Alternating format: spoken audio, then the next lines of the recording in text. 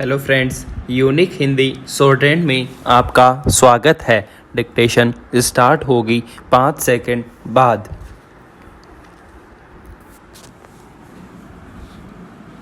Start. माननीय उप सभाध्यक्ष महोदया जी, यह एक नैतिक और आध्यात्मिक स्रोत हैं जो अनंत काल से प्रत्यक्ष या अप्रत्यक्ष रूप से संपूर्ण देश में बहता रहा है और कभी कभी मूर्त रूप होकर हमारे सामने आता रहा है।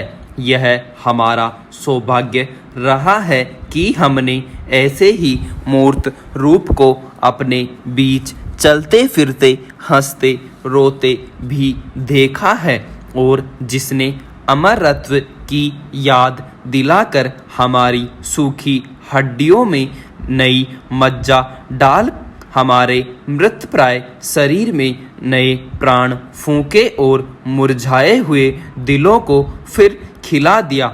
वह अमरत्व सत्य और अहिंसा का है जो केवल इसी देश के लिए नहीं, आज मानव मात्र के जीवन के लिए अत्यंत आवश्यक हो गया है। हम इस देश में प्रजातंत्र की स्थापना कर चुके हैं, जिसका अर्थ है व्यक्ति की पूर्ण स्वतंत्रता, जिसमें वह अपना पूरा विकास कर सके और साथ ही सामूहिक और सामाजिक एकता भी। व्यक्ति और समाज के बीच में विरोध का आभास होता है। व्यक्ति अपनी उन्नति और विकास चाहता है और यदि एक की उन्नति और विकास दूसरे की उन्नति और विकास में बाधक हो तो संघर्ष पैदा होता है और यह संघर्ष तभी दूर हो सकता है जब सबके विकास के पथ अहिंसा के हों। हमारी सारी संस्कृति का मूल आधार इसी अहिंसा तत्व पर स्थापित रहा है। जहाँ जहाँ हमारे नैतिक सिद्धांतों का वर्णन आया है, अहिंसा को ही उनमें मुख्य स्थान दिया गया है। अहिंसा का दूसरा नाम या दूसरा रूप त्याग है और हिंसा का दूसरा रूप या दूसरा नाम स्वार्थ है, जो प्राय भोग के रूप में हमारे सामने आता है। पर हमारी सभ्यता ने तो भोग ही त्याग ही से निकाला है और भोग भी त्याग में ही पाया है। महोदय, जैसा कि आपने अपने भाषण में कहा है, जहाँ अस्थिरता और असुरक्षा हो वहाँ आर्थिक प्रगति संभव नहीं। ऐसे वातावरण में और अधिक आर्थिक समता लाने की कोई भी कोशिश ज़्यादा आगे नहीं बढ़ पाएगी और कानून तथा व्यवस्था के भंग होने की प्रत्येक स्थिति में अमीरों की उपेक्षा गरीब लोगों को कहीं ज़्यादा कठिनाई इसमें होती है। लेकिन मैं आपका ध्यान एक बात की ओर दिलाना चाहूँगा। स्थिरता को यथास्थिति का पर्याय नहीं माना जा सकता, न ही उसे मानना चाहिए।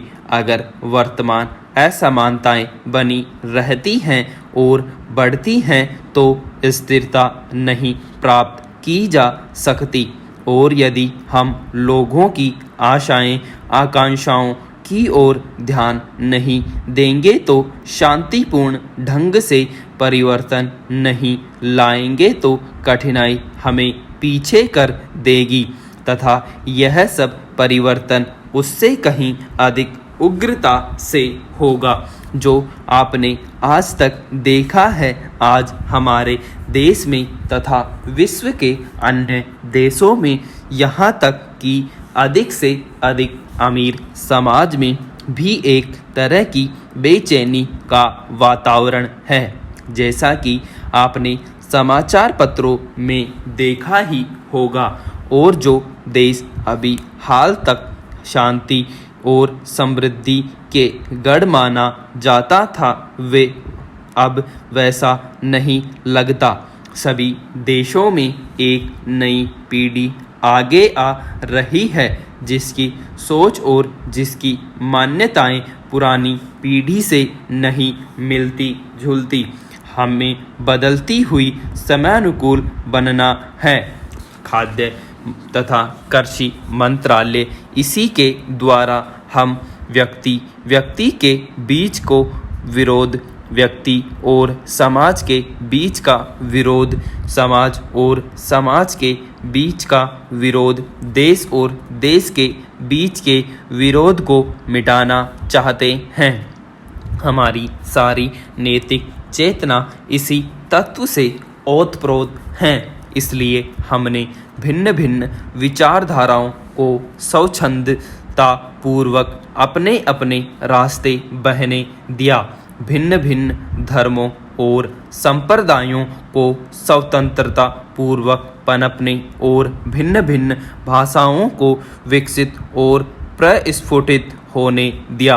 भिन्न भिन्न देशों की संस्कृतियों को अपने में मिलाया और अपने को उनमें मिलने दिया और देश तथा विदेश में एक सूत्रता तलवार के जरिए से नहीं बल्कि प्रेम और सौहार्द से स्थापित की। दूसरों के हाथों और पैरों पर, घर और संपत्ति पर जबरदस्ती कब्जा नहीं किया, उनके हृदयों को जीता और इसी वजह से प्रभुत्व जो चरित्र और चेतना का प्रभुत्व है आज भी बहुत अंशों में कायम है। जब हम स्वयं उस चेतना को बहुत अंशों में भूल गए हैं और भूलते जा रहे हैं, वैज्ञानिक और औद्योगिक विकास के उदंड परिणामों से अपने को सुरक्षित रखकर हम उनका उपयोग अपनी रीति से किस प्रकार करें, इस बारे में दो बातों का हमें बराबर ध्यान रखना है। पहली बात तो यह है कि हर प्रकार की प्रकृतिजन्य और मानवकृत विपदाओं के पड़ने पर भी हम लोगों की सृजनात्मक शक्ति कम नहीं हुई। श्रम मंत्रालय जिस तरह सीमा पर हालात ठीक नहीं, उसी तरह कश्मीर में भी स्थितियां अनुकूल नहीं कही जा सकती। रमजान के दौरान आतंकियों के खिलाफ सैन्य अभियानों के स्थगन के रूप में एक और पहल नाकाम ही साबित होती दिखी। क्या इसमें कोई संदेह है कि केंद्र सरकार की सदाशयता का जवाब हिंसा से दिया गया? रमजान के दौरान न केवल कश्मीर में हिंसा के दुष्चक्र के चलते कई जाने गईं, बल्कि सीमा पर संघर्ष विराम के छल कपट भरे उल्लंघन से भी गत दिवस भी एक जवान को शहादत का सामना करना पड़ा। आखिर शहादत का यह सिलसिला कब तक कायम रहेगा? चूँकि यह सिलसिला थम नहीं रहा, इसलिए आम लोगों और खासकर शहीद सैनिकों के परिजनों में रोष व्याप्त होना स्वाभाविक है।